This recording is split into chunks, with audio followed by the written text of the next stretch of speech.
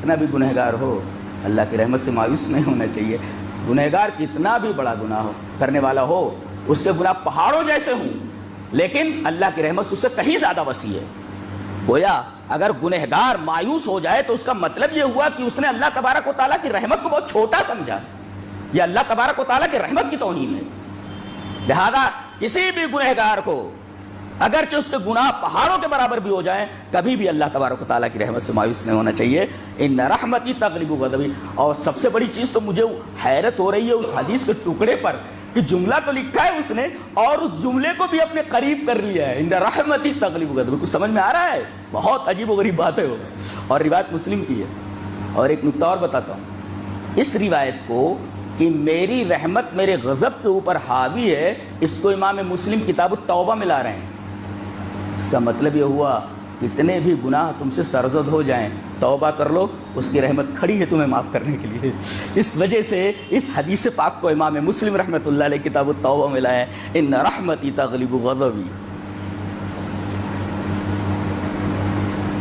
تو گویا جنت کو متقیوں کے قریب لے آیا گیا ہے، جہنم کو صرف ظاہر کر دیا گیا ہے. اچھا، ان دونوں آیتوں کی تفسیر دو جگہوں پر کی گئی ہے. سورہ قاف میں فرمایا گیا وَأُزْلِفَتِ الْجَنَّةُ لِلْمُتَّقِينَ غَيْرَ بَعِيدٍ. جنت کو متقیوں کے قریب لے آیا جائے گا جو دور نہیں ہوگی. اب کہا جائے کوئی چیز دور نہیں ہے تو اس کا اپوزٹ کیا ہوگا؟ ارے بھائی دور نہیں ہے تو اس کا کیا مطلب ہوا؟ پاس ہی ہے نا. تو گویا کہ جنت کو پاس لے آیا جائے گا تو بعید نہیں ہوگی. گویا کہ اس آیت کریمہ کی تفسیر جو سورہ شعراء میں ہے، سورہ قاف میں کی گئی ہے، غیر بعید سے کی گئی، بالکل قریب لے آئے گی. اور جہنم کو دور رکھا جائے گا، اس کی تفسیر سورہ فرقان میں ہے. اللہ نے فرمایا اذا رأتهم من مکان بعید سمعوا لها تغیظا وزفیرا. جہنم دور سے ان کو دیکھے گی. اذا رأتهم من مکان بعید، دور جگہ سے جہنم ان کو دیکھے گی، اور یہ لوگ اس کے چنگھاڑ کو اور اس کے جوش کو، اس کے غضب کو سنیں گے دور ہی سے. یعنی ڈرا تو دیا جائے گا لیکن بہت زیادہ نہیں ڈرایا جائے گا.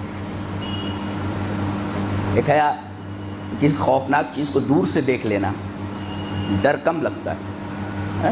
سانپ دور سے نظر آ جائے تو کم ڈر لگتا ہے، لیکن بالکل پاؤں کے پاس آ جائے تو بہت زیادہ ڈر جاتا ہے آدمی. دیکھ رہے ہیں آپ کتنی نفسیاتی عجیب و غریب کتاب ہے یہ، عجیب و غریب کتاب. میں تو ویسے قرآن حکیم کا چھوٹا سا طالب علم ہوں، میں جب آیات کریمہ پر غور کرتا ہوں تو مجھے بڑی حیرت ہوتی ہے کہ کلام کا یہ انداز بھی ہو سکتا ہے. اور سچ مچ عرش والا جو اتنی بلندی پر ہے، جو اکبر ہے، اس کا کلام بھی اکبر ہی ہے. اچھا، تو ایک متقون، یہ غاؤون کون ہے؟ غاؤون کا معنی کیا ہے وہ سمجھے آپ؟ ایک ہے ضال، راستے سے بھٹک جانا. آنا تھا جعفر نگر، چلا گیا کیمپ میں، اس کو کہتے ہیں بھٹک جانا.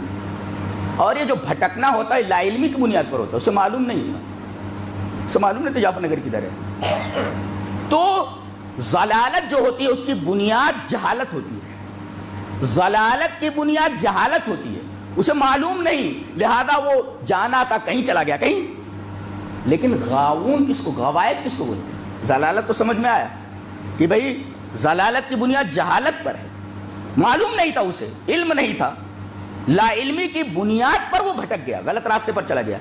یہ غوایت کیا ہے جہاں یہ لفظ لائے گا غاؤون، جو غاوی لوگ ہیں، غوایت کیا ہے؟ اس کا جواب بھی شیخ ابن عثیمین رحمہ اللہ نے دیا ہے، بہت پیارا جواب دیا ہے. کتنا بڑا مفسر ہے، بہت عجیب و غریب مفسر ہے ابن عثیمین.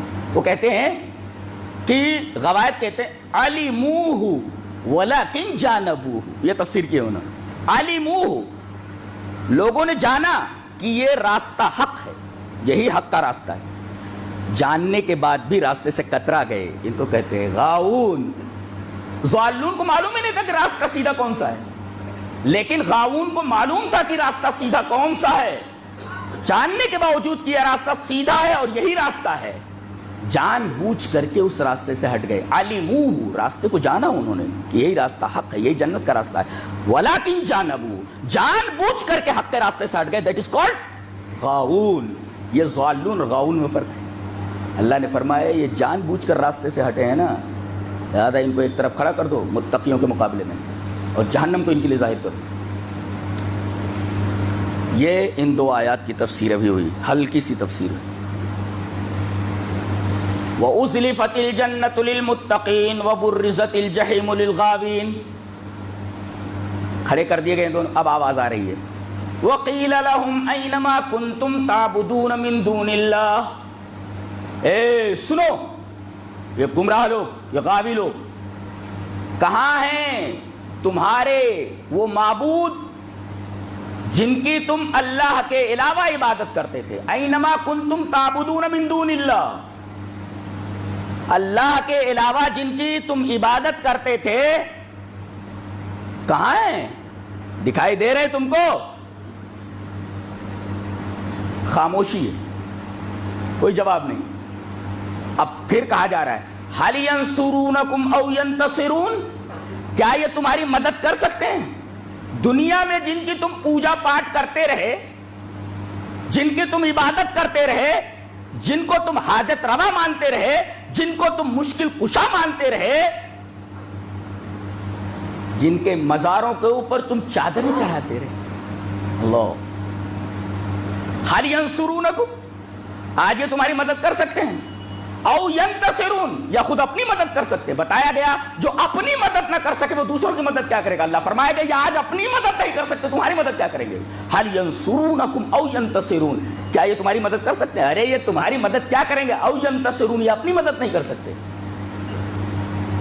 ہمارے پڑوسی ملک میں بتایا گیا کہ ایک قبر ہے، قبر کے اوپر پنکھا لگا ہوا ہے. یہ کون سے بابا ہیں؟ پنکھے شاہ بابا. کون سے بابا ہیں؟ پنکھے شاہ بابا. پوچھا گیا کہ قبر کے اوپر یہ پنکھا کیوں لگا ہوا ہے جس کی وجہ سے یہ حضرت پنکھے شاہ بابا کے نام سے مشہور ہے؟ بتایا گیا تاکہ اس قبر کے اوپر پرندے بیٹ نہ کریں، گندگی نہ کریں، اور اس پنکھے کی ہوا کی وجہ سے مکھیاں بیٹھ کر کے گندگی نہ کریں. ارے جو مکھیوں کو نہ ہٹا سکتا ہو، جو خود پنکھے کا محتاج ہو، مکھیوں کو ہٹانے کے لیے وہ تمہاری مدد کیا کر سکتا ہے؟ هل ينصرونکم او ینتصرون، کیا یہ تمہاری مدد کر سکتے ہیں؟ ارے یہ تمہاری مدد کیا کریں گے؟ او ینتصرون، یہ اپنی مدد نہیں کر سکتے.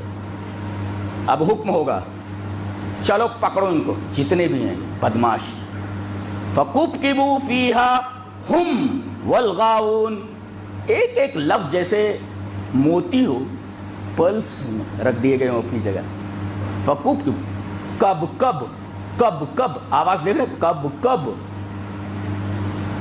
قرآن حکیم جو لفظ استعمال کرتا ہے اور جس جگہ استعمال کرتا ہے، اگر وہ خطرناک جگہ ہے تو لفظ بھی ویسا استعمال کرتا ہے. کب کب کا مطلب سمجھ میں آتا ہے؟ یہ اصل میں باب فعللتن سے، جیسے زق زقت الاسافیر، چڑیوں کی چوں چوں. تو گویا کہ چوں چوں کب ہوتی ہے؟ یعنی مسلسل وہ آواز آ رہی، چوں چوں چوں چوں چوں چوں. اور مفسرین نے لکھا نق نقت الزفادع، میڈھکوں کی ٹر ٹراہٹ، ٹر ٹر ٹر ٹر، یعنی یہ کے بعد دیگر کوئی چیز ہو رہی ہے. تو گویا کہ کب کب کا مطلب یہ ہوا کہ ایک کو سر کے بل کسی چیز کو پھینکنا، سر کے بل ان کو پھینک دیا جائے گا، اور اس کے بعد پھر اس کے اوپر دوسرے کو، پھر اس کے اوپر تیسرے کو، پھر اس کے اوپر چوتھے کو، پھر اس کے بعد پانچ. اللہ اکبر. کب کب بھد بھد کی طرح ہے. وہ لفظ بھی ویسے سچویشن کے اعتبار سے لایا گیا ہے، جیسی سچویشن ویسا لفظ لایا گیا. حالانکہ لفظ دوسرا بھی لایا جا سکتا تھا کہ ان کو بعض کو بعض کے اوپر پھینک دیا گیا. طرح بعض ہی مانا بعض کو بعض کے اوپر پھینک دیا گیا، لیکن طرح لفظ نہیں لایا گیا بلکہ ریدم والا وہ لفظ لایا گیا. یہ لفظ خود بتا رہا ہے کہ اسی انسان کا کلام نہیں ہو سکتا، رب تعالی ہی ایسی بات کر سکتے ہیں. فکوب کب کب، ایک کے بعد بھد، دوسرا اس کے اوپر گرا بھد، تیسرا اس کے اوپر بھد، چوتھا گرا بھد. یعنی گویا کہ یہ بعد دیگرے ایک کو ایک کے اوپر پھینکا جا رہا ہے، وہ بھی سر کے بل ایک گرا، اس کے اوپر بھد، اس کے اوپر تیسرا گیا بھد. تو گویا کب کب کا جو لفظ ہے وہ یہ کے بعد دیگرے گرنا اور اس کے بعد ایک آواز کا نکلنا، آواز کب کب بھد بھد. اور کب کب کے مفہوم میں داخل ایک بعد دیگری کوئی چیز ہونا. اللہ کیا کتاب ہے، سبحان اللہ وبحمدہ سبحان اللہ العظیم. ہمیں فخر ہے کہ ہم ایسی کتاب کو مانتے ہیں. یہ ہمارے رب کی کتاب ہے.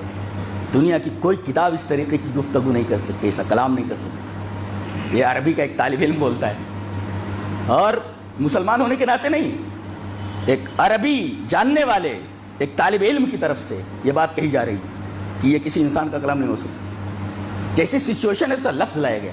بھد تو کب کب یعنی کب کب یعنی بھد تو ہوا، پھر اس کے بعد ایک بھد، یعنی ایک کے بعد ایک کو گرایا جا رہا۔ آدمی یہ لفظ دیکھ کر کے ڈر جائے، اس اعتبار سے قرآن ہم پڑھتے کہا کہ ڈر لگے۔ کوئی ایسے ہی پڑھتا چلا جا رہا ہے، کوئی ترجمہ دیکھ رہا ہے تو ترجمے میں یہ چیز تھوڑی رہتی ہے، ترجمہ اسے ایک لازمی مفہوم اس کا بیان کر دیا جاتا ہے، حقیقی مفہوم نہیں ہوتا، بس ایک تذکیر کی حد تک کچھ سمجھ میں آ جاتا ہے۔ بقیہ قرآن اس اعتبار سے اگر غور کرے آدمی ڈر جائے گا۔ الفاظ فَكُبْكِبُوا فِيهَا، ان کو یکے بعد دیگرے ایک دوسرے کے اوپر بھد بھد ڈال دیا جائے گا۔ اچھا، ہم ان کو، والغاؤون اور گمراہ لوگوں کو، یہ بھی قابل غور بات ہے۔ پہلے ہم کو ڈالا جائے گا، ہم، یہ ہم کون ہے؟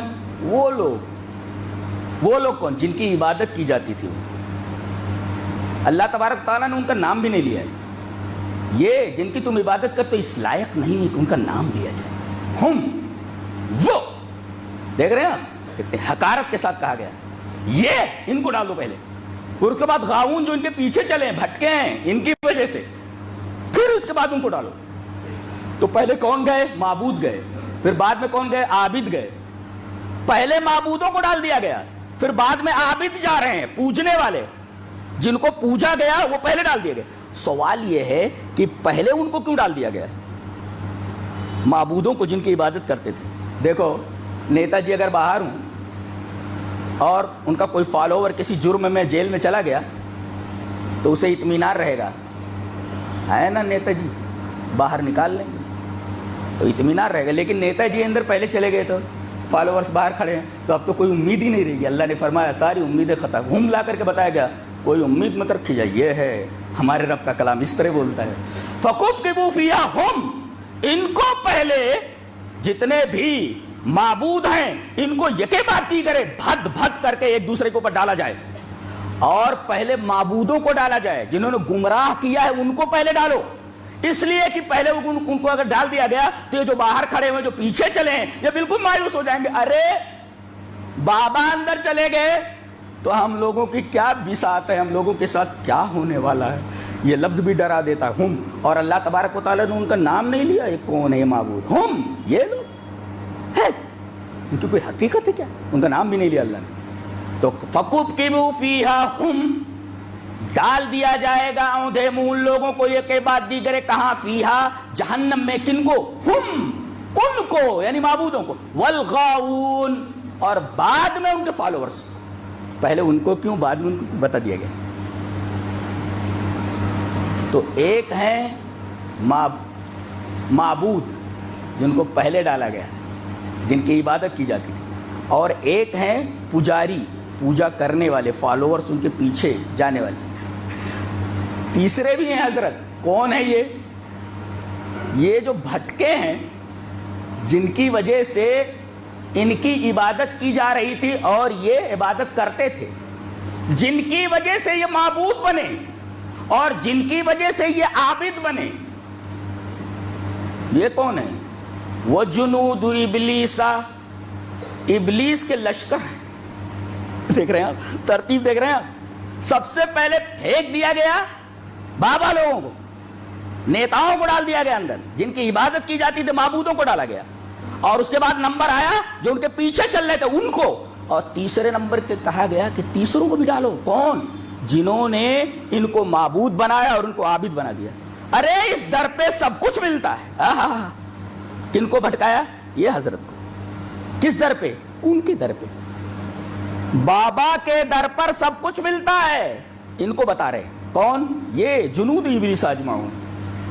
اور ایک نکتہ بتایا گیا، جنود ابلیس، کیسے الفاظ لاتا، وہ جنود ابلیس کے لشکر، یعنی صرف ابلیس نہیں ہے بلکہ اس کے لشکر ہیں جو پھیلے ہوئے ہیں، اور لشکر کیا کرتا ہے؟ لڑتا ہے لشکر۔